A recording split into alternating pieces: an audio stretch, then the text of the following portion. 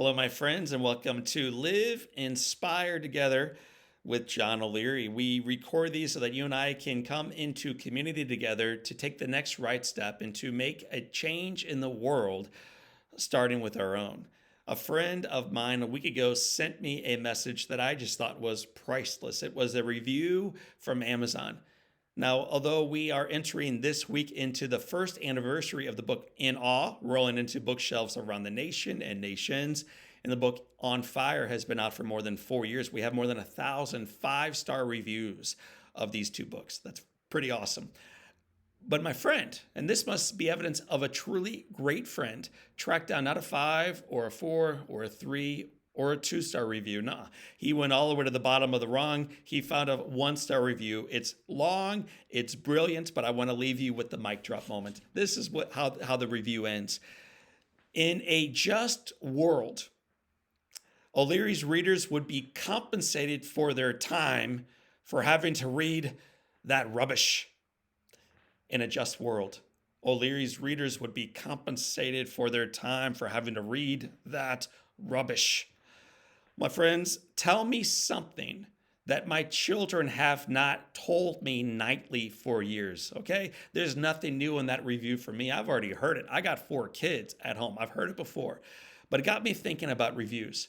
It seems to me we love reviewing things, from presidents to our dinners to our friends' pictures to our vacation homes, to cars, to whatever else is out there in the marketplace. Through the gift of technology, we now are expert at everything in front of us and able to promote it to a world that may not actually care. But we rate everything. We rate everything.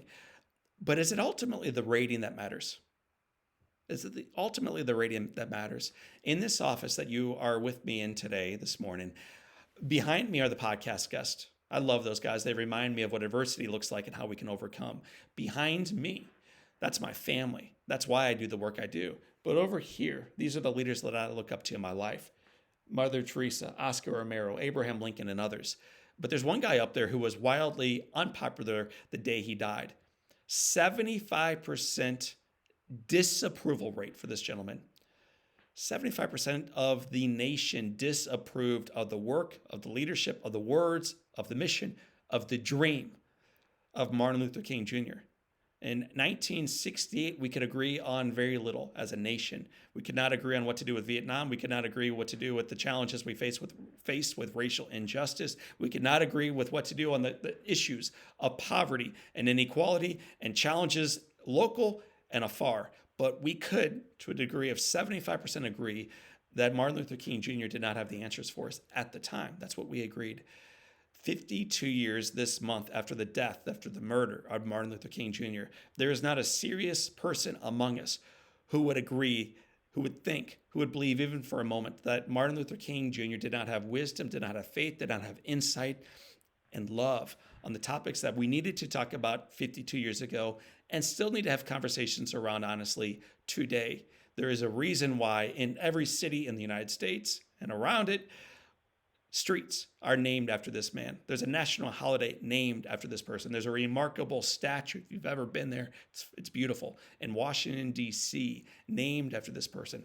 I have a dream. And although near the end of his life, 75% of us or so pushed that dream away, we no longer do.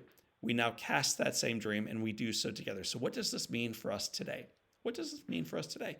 Well, my friends, I would encourage us today to turn away for a moment from social media.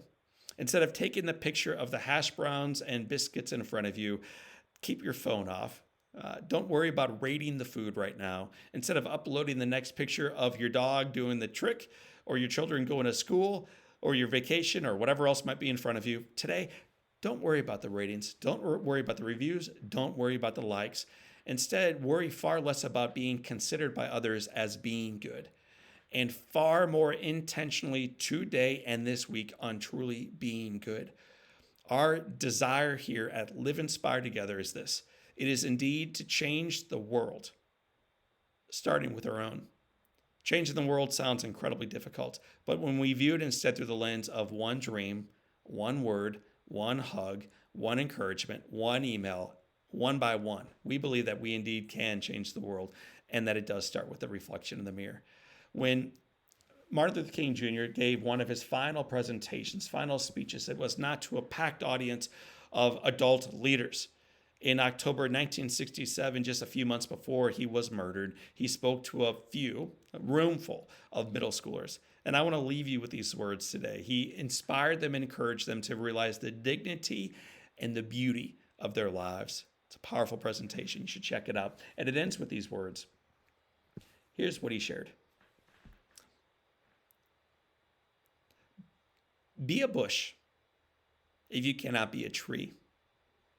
If you can't be a highway, just be a trail. If you can't be a sun, be a star. For it isn't by size that we win or fail. Be the best of whatever you are. Today, leaders, whether you are tuning in from my own backyard here in St. Louis, Missouri, around the country or around the world, I remind you of the wisdom of Martin Luther King Jr.